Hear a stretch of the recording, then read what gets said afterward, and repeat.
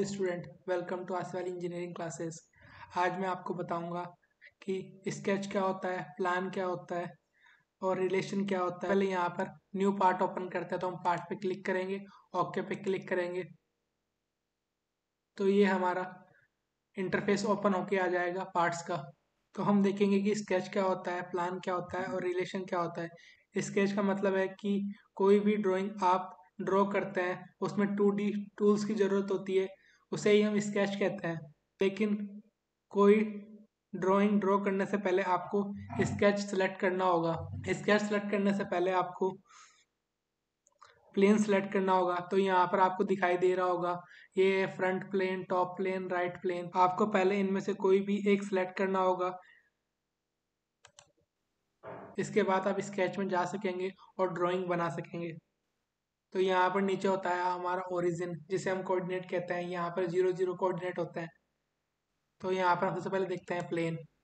तो हमने जैसे ही एक प्लेन सेलेक्ट किया तो हमें यहाँ पर ऊपर कुछ विंडोज पॉपअप हो रही है। वहाँ आपको दिखाई दे रहा होगा sketch, show, zoom to selection और नॉर्मल।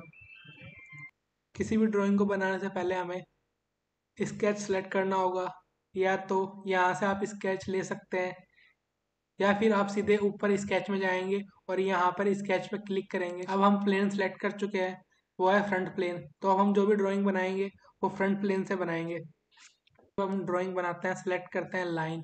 तो यहाँ पर आपको ये लाइन दिखाई दे रही होगी, इस पर हम क्लिक करेंगे तो यहाँ पर हमारे पास 3 तरह की लाइन है: लाइन, सेंटर लाइन और mid line, mid point line. Centre line का जो इस्तेमाल होता है वो हमारा रेफरेंस लाइन के लिए इस्तेमाल किया जाता है। मिड पॉइंट लाइन का इस्तेमाल हम किसी भी लाइन को मिड पॉइंट से बनाने के लिए करते हैं, लेकिन जो मेन लाइन है वही हम इस्तेमाल करते हैं। हमने जैसे ही लाइन सेलेक्ट किया वैसे ही साइड में कुछ ये विंडो पॉपअप होके आएगी यहाँ पर। अब हम लाइन को जहाँ भी चाहे वहाँ पर क्लिक कर देंगे तो हमारी वहाँ से लाइन बनना स्टार्ट हो जाएगी। या तो हम ओरिजिन पॉइंट पर क्लिक करेंगे या तो फिर किसी भी हिस्से पर क्लिक करेंगे ड्राइंग वर्किंग एरिया में। जहाँ भी क्लिक करेंगे वहाँ से हमारी लाइन शुरू हो जाएगी। जैसे हमने ओरिजिन पे क्लिक किया, अब हमने ओरिजिन पे क्लिक किया। अब हमको जहाँ तक चाहिए वहाँ तक हम उसको ड्रॉप कर सकते हैं। जैसे ही आप इसको स्केच करेंगे तो यहाँ पर आपको डायमेंशंस दिखाई देगी। देखिए हम यहाँ से डायमेंशन कम ज़्यादा कर सकते हैं। इसकी हेल्प से भी आप डायमेंशन को कम ज़्यादा कर सकते हैं, या फिर हमारा एक ऑप्शन होता है स्मार्ट डायमेंशन, वहाँ से भी हम अपने ऑब्जेक्ट को डायमेंशन दे सकते हैं। अब जैसे ही आपने लाइन को हॉरिजॉन्टल पोजीशन पर रखा तो यहाँ पर आपको एक निशान दिखाई दे रहा होगा हॉरिजॉन्टल का। तो आपकी लाइन ये हॉरिजॉन्टल है। अब क्लिक कर दीजिए और ऊपर की ओर जाइए तो यहाँ पर आपको एक निशान दिखाई दे रहा होगा। जैसे ही आपकी लाइन सीधी होगी तो यहाँ पर आपको ये निशान दिखाई दे रहा होगा वर्टिकल का, तो यहाँ पर क्लिक कर दीजिए।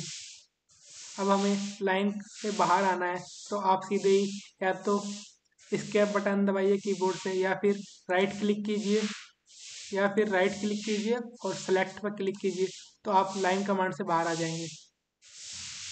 अब हम लाइन सेक्शन से बाहर आ गए हैं। अब हम सेंटर लाइन सेलेक्ट करते हैं तो यहाँ पर जाएंगे, ये सेंटर लाइन का जो यूज़ किया जाता है वो हमारा रेफरेंस लाइन के लिए यूज़ करते हैं। तो हम यहाँ पर कुछ इस तरह की सेंटर लाइन बनाते हैं।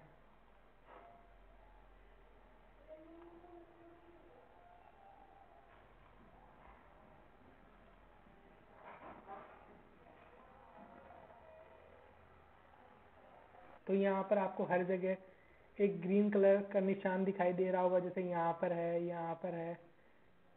ये हमारा रिलेशन होता है। जब भी कोई दो लाइन, दो ड्राइंग या फिर दो चीज़ें मिली हुई होती है उनके बीच एक रिलेशन होता है। जैसे कि इन दो लाइन के बीच में ये वाला रिलेशन है कोइंसिडेंस का। कोइंसिडेंस का मतलब ये है कि लाइन एक साथ मर्ज हो चुकी है या फिर मिल चुकी है। अब हम इस पॉइंट को कहीं पे भी मूव करवा सकते हैं। जैसे हमने इसको इस तरह से आगे पीछे मूव करवा सकते हैं, पर ये अप एंड डाउन मूव नहीं कर सकती क्योंकि ये जो रिलेशन है वो यहाँ पर इस लाइन पर फिक्स है, तो ये अप एंड डाउन मूव नहीं कर सकती। अब हम इस रिलेशन पर क्लिक करेंगे और इसको डिलीट कर देंगे तो जो हमारी लाइन है वो अब कहीं पे ही मूव कर सकते हैं, किसी भी डायरेक्शन के अंदर इसको मूव कर सकती है। तो ये हमारा एक रिलेशन होता है। यहाँ पर आपको ये हॉरिजॉन्टल का निशान शो हो रहा है, तो ये लाइन हमारी हॉरिजॉन्टली आगे पीछे मूव कर सकती है, वर्टिकली ये मूव नहीं कर सकती। अगर आप इस रिलेशन को यहाँ से डिलीट कर देंगे, डिलीट, तो आप इस लाइन को कहीं पे भी ऊपर नीचे मूव करवा सकते हैं। आप इस लाइन को कहीं पे भी घुमा सकते हैं, ऊपर नीचे दाएं बाएं, क्योंकि रिलेशन नहीं है। अगर आपको जूम इन और जूम आउट करना हो तो आप जो स्क्रॉल बटन है माउस का, उसको आगे पीछे जूम इन और जूम आउट करवा सकते हैं, आगे पीछे मूव करके जूम इन जूम आउट करवा सकते हैं।